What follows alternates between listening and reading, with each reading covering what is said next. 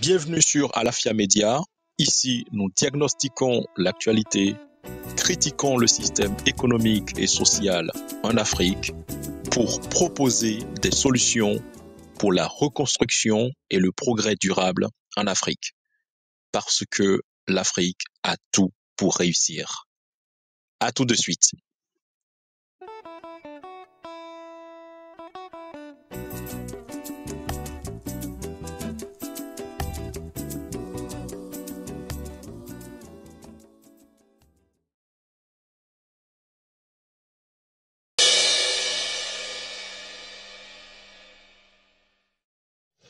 Bienvenue sur Alafia Média, bienvenue à toi Alafia Note. Alors aujourd'hui, nous allons parler économie et nous allons parler économie en particulier d'un secteur assez important, je dirais, pour l'économie africaine, qui est le secteur de la foresterie. Alors, donc on va aller tout droit dans la forêt pour aller découvrir ensemble le bois de rose. Donc, pourquoi le bois de rose fait l'objet d'un commerce illégal, d'un commerce par les trafiquants, d'un commerce au marché noir par les trafiquants, et pourquoi cet arbre est prisé par les acheteurs indiens, chinois, américains. Donc, avant de rentrer dans le vif du sujet et de découvrir, bien entendu, cet arbre-là, on va, dans un premier temps, voir les caractéristiques. Qu'est-ce que c'est quel est ce type d'arbre? Voilà, on va voir ça ensemble.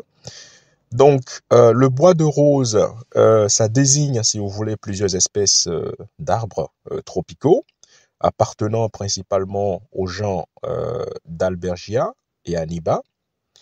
Donc, on les appelle les bois de rose, c'est le nom commun. En classification botanique, donc la famille botanique à laquelle ça appartient, parce que bon, pour les botanistes, les biologistes ou les amoureux de la nature qui écoutent cette vidéo, qui regardent régulièrement cette chaîne, vous serez en quelque sorte, voilà, vous serez réjouis de voir un tout petit peu quelques détails que je donne par rapport à cet arbre-là. Alors, donc, on distingue différents types de bois de rose. Il y a les d'Albergia nigra, donc bois de rose du Brésil principalement, les latifolia qu'on retrouve en Inde, etc., etc. Je ne vais pas tous les citer ici. Il y a les mélano-silons, voilà, ou l'ébène de Mozambique, voilà. Donc, le rosé odorat qu'on retrouve principalement en Amazonie. Bon, il y en a d'autres qu'on retrouve en Guinée. Bon, on va y venir. Voilà.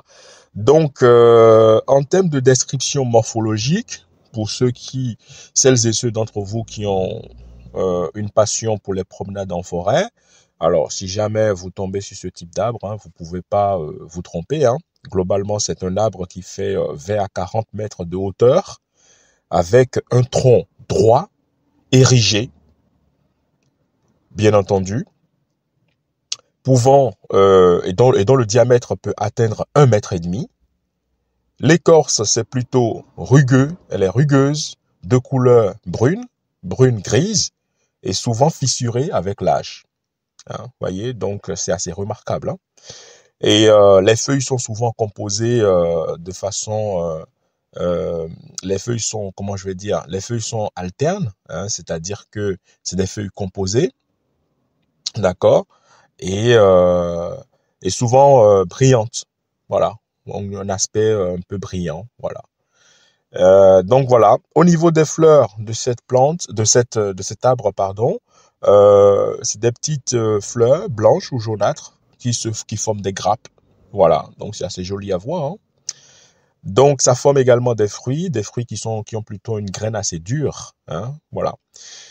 Ok, donc du coup, au niveau de la répartition, je vous l'ai dit en début de vidéo, on retrouve principalement cet arbre dans les zones tropicales, Amérique du Sud, Afrique, mais Asie aussi, Asie du Sud-Est, voilà. Mais là où ça pousse le plus, hein, bien entendu, c'est en Afrique, principalement en Guinée, en Thaïlande, en Afrique, en Guinée, au Mali, au Sénégal. Hein, voilà. Madagascar aussi, on en trouve un peu. Voilà. Alors, vous allez me poser maintenant la question, mais pourquoi cet arbre fait l'objet d'un commerce illégal par les trafiquants? Alors, vous allez comprendre tout de suite, hein. On va regarder rapidement ensemble l'utilisation de cet arbre-là et vous allez comprendre que, ben, évidemment, ça peut faire l'objet, effectivement, d'un commerce illégal. Alors, tout d'abord, on l'utilise comme tout bois, hein. Tous les bois sont utilisés dans l'industrie de l'ébénisterie. La particularité du bois de rose, c'est que ce n'est pas utilisé dans n'importe quelle industrie, c'est utilisé dans l'industrie de l'ébénisterie pour le mobilier de luxe. Voyez? Donc en effet, le bois de rose, il est très prisé pour sa couleur unique, rose, rouge profond, violet. Et il y a un veinage, ce qu'on appelle, bon, les amateurs du bois, ils savent à peu près de quoi je parle. Il y a un veinage assez élégant. Hein, c'est ce qu'on retrouve lorsque le bois il est poncé, polissé, bien travaillé.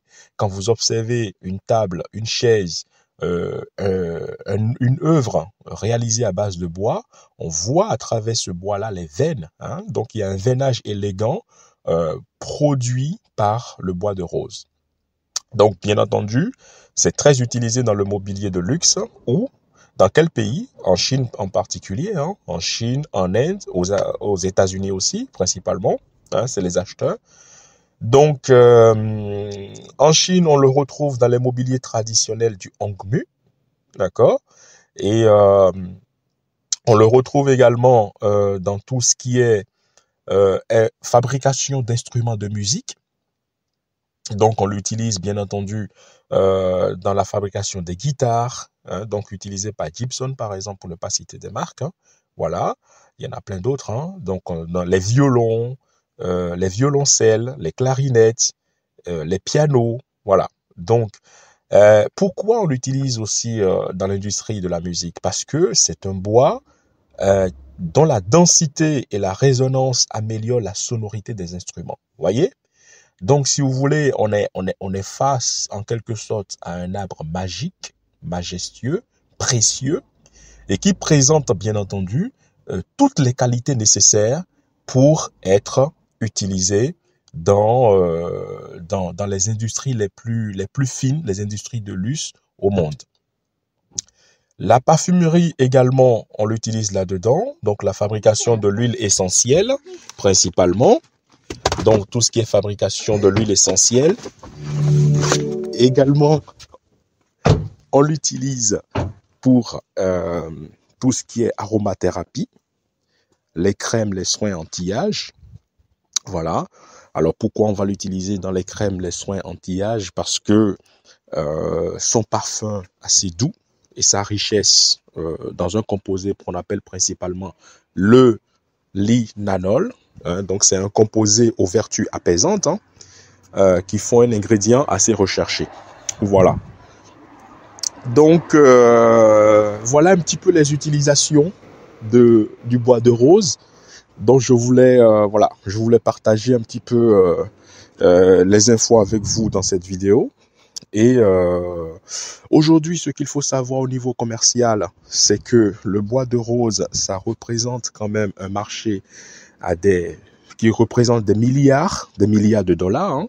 On estime à aujourd'hui 23 milliards de dollars le marché que ça représente.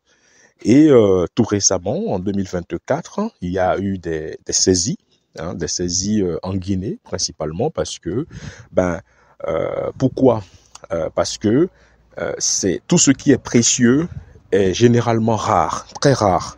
Donc du coup, il y a eu une interdiction d'exploitation de l'essence, hein, donc interdiction de l'exploitation de l'arbre, pratiquement dans tous les pays dans lesquels on peut les retrouver. Mais face à la demande du marché, les industriels se mettent généralement en accord avec les producteurs, donc la population locale, moyennant l'échange de quelques sommes relativement ridicules par rapport à l'utilisation qu'on en fait derrière de cet arbre-là, finalement, les populations rentrent dans la forêt et coupent sauvagement le bois de rose et puis les vendent à vil prix aux industriels qui les exportent illégalement. Et donc, il y a eu des saisies qui ont été faites récemment, notamment en Guinée. Et donc voilà. Donc voilà ce que je voulais partager avec vous un peu dans cette vidéo concernant l'utilisation, les caractéristiques et le commerce illégal sur le bois de rose. N'hésitez pas à partager cette vidéo, à mettre dans les commentaires ce que vous en pensez.